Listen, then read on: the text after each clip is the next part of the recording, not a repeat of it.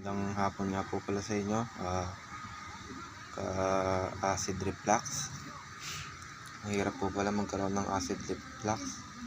Ito po nararamdaman ko, mag-aapat na buwan pa po.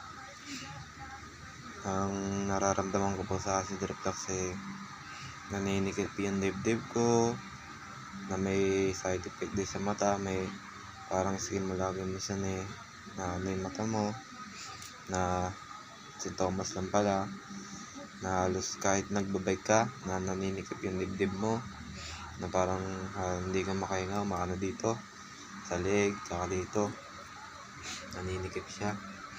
Ganito pala ang sintomas ng acid reflux. Gusto ko lang may share sa inyo sa mga nararamdaman ko sa acid reflux. Naninikip na parang pinipiga yung dibdib ko, na iske mong kala mo minsan nahihilo ka pag nanikip maigi, na tawag nito, para kang mabubuhal, lalo pag matutulog ka na, nakaramdam mo parang hindi ka makahinga, na pinipiga maigi, na sige mong lambot ang katawan mo. Ganun yung nararamdaman ko pero hindi naman iba-ibang araw din umaatake, pero nalalabanan ko na. Kaya sana gusto ko lang may share sa inyo tong mga nararamdaman ko, yung mga nakaramdam ng mga acid din katulad ko, acid reflux.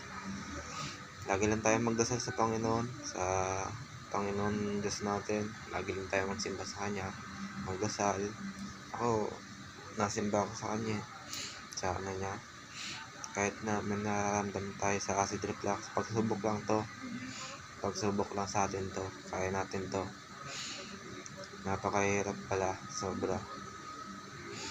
Na kahit nakasandal ng ganito, parang naninikip na iske mong pinipiga yung dibdib mo. Ganito palang sintomas ng acid reflux.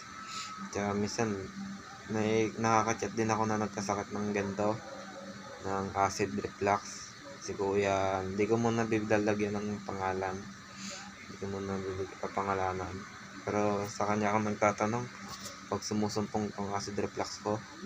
Sa kanya ako nagtatanong, napayuhan niya ako na huwag akong matakot, magdasal lang ako, na pagsubok lang yan. Kaya maraming salamat sa nakakausap ko sa acid reflux na sintomas lang to. Kaya yung mga nakakaramdam po ng ganito, huwag po tayong matatakot at magdadasal lang po tayo lagi sa Panginoon.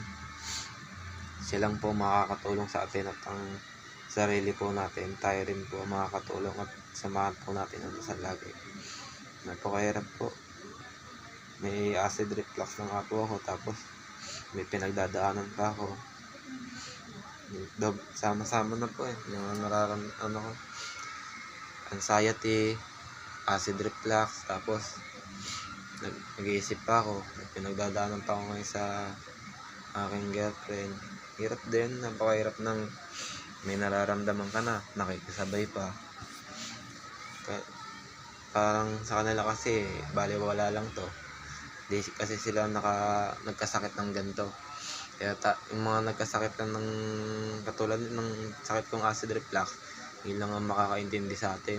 Pero yung mga hindi nila maiintindihan kasi hindi sila nagkasakit ng acid reflux